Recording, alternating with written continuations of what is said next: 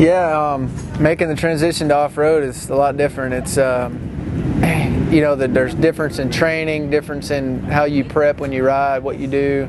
But the biggest difference for me is, you know, doing motocross, supercross, I've always had somebody to do things for me. You know, as far as they take the bikes, they get the sponsors, you do whatever.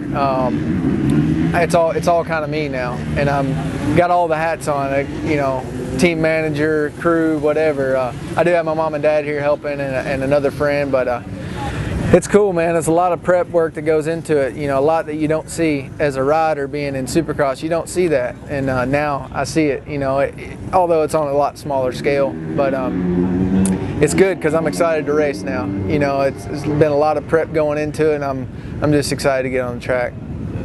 The atmosphere at this race and in off-road in general is way different from Supercross. I mean, it's well, just a good example is I've been riding with Caleb Russell all week, and you know, he's the #1, he's the championship defender, and you know, I've talked with Charlie Mullins, I've been hanging out with that, I stayed with Thad Duvall all week, so it's different, you know, those are top dudes and they all ride together and they let me come in and ride, and it's just cool. It's more of your buddies. You know, we know that when the gate drops, we're going for it. You know, we're not going to be nice out there, but off the track, it's a lot different. Supercross, you wouldn't have two or three or four of the top guys riding together, but out here, you know, everybody's just cool, and you know, kind of help each other out, and it's a lot of fun. I know it's just a lot better atmosphere to me, a lot more fun. I mean, as far as the bike goes, prepping the bike for this stuff, it's more just making it.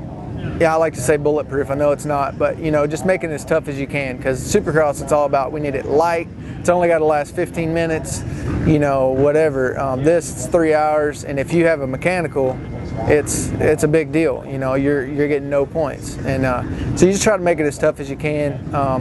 It's funny though, I was setting my suspension up because I didn't know. I was setting it up soft, you know, really soft to soak up all the small stuff, and I was out riding some tracks with Caleb this week, and I'm just getting beat up, man. I mean, it's throwing me everywhere. And I'm like, what am I doing wrong, you know? And he's like, dude, your stuff's way soft. So they run pretty much a moto setup. So I've got a new setting on this week. We'll see how it works, but definitely gonna get, you know, inch closer back to the moto setup. This stuff's fast, it's rough, it's not, you know, real tight, you know, small stuff. It's fat. You got to have it stiff. Yeah, I think I was kind of prepping for this race to be a sand race, and it's not going to be. It's going to be a swamp race, and so I think this week's going to. I don't think anybody has the advantage unless you live here, and I don't think they don't even let dirt bikes ride here. So, but once we get back on the clay up in Georgia and some of the roots and rocks and stuff, I mean, that's what I have at home. So I don't know if it's an advantage. These guys have been doing it for years, and they've ridden all these tracks. But so there's going to be a learning curve for me. But as far as the terrain goes, I mean, I've ridden it all, you know. So I think I'll be good.